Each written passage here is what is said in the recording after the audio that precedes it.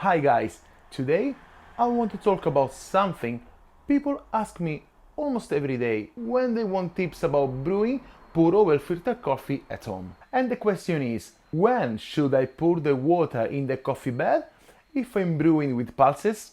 First of all, you can check this video over here, where I explain briefly about water and its speed of extraction. To prove this theory better, I made two brews, both of them with the same variables. I used origami dripper with V60 paper. I used the same coffee to water ratio, the same water temperature, the same grind size, the same water, the same number of pulses, 4, and the same water pouring style. The only difference was the amount of water the coffee bed contained when I poured fresh water into the brewer. In the first brew, I let the coffee dry before pouring fresh water at every pulse. In the second one, I refreshed the coffee bed while some water from the previous pour was still inside. I also divided both brews in 3 parts, so to compare the 3 different stages of brewing. Now, I want to tell you what I found out. I refracted the 2 brews with my refractometer, and there was a difference of strength. With the first brew, the one with the dried coffee bed, having 0.11% of TDS more than the second one. This can have a huge impact on the quality of the brew.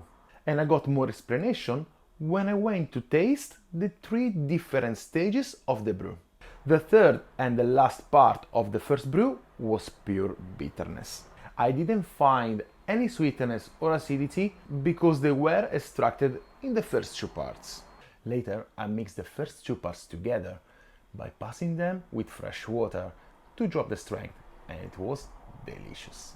While in the third and final part of the second brew, the bitterness was lower respect the first brew, and I could feel more the presence of sweetness. Why the difference between these 2 brews? Because fresh water in contact with a dried coffee bed has more power to extract solutes than a mix of fresh water and a partially saturated one. Now let's go back to the main question of this video.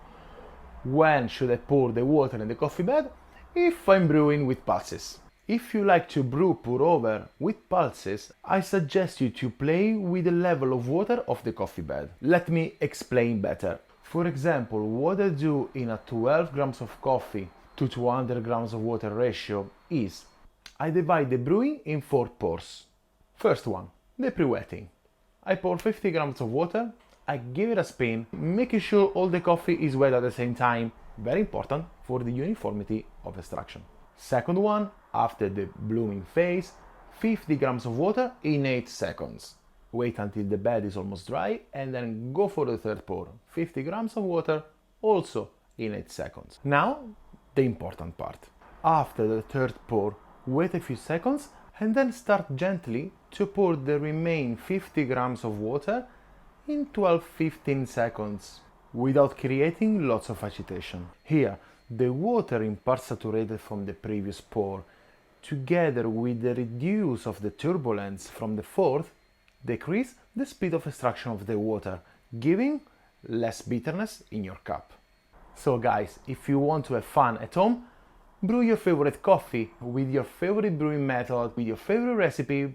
Just change the variables of when to refresh the water with a different level of the water in the coffee bed, so you can see the difference between 2 brews almost brewed in the same way. And don't worry if you do have a refractometer at home, you don't need that. Trust your palate, because that is the way to judge coffee. Guys, thank you very much for watching. I hope this video will be helpful to improve your pour-over game at home. If you have any questions or you want to share with me your method, don't hesitate to leave a comment below.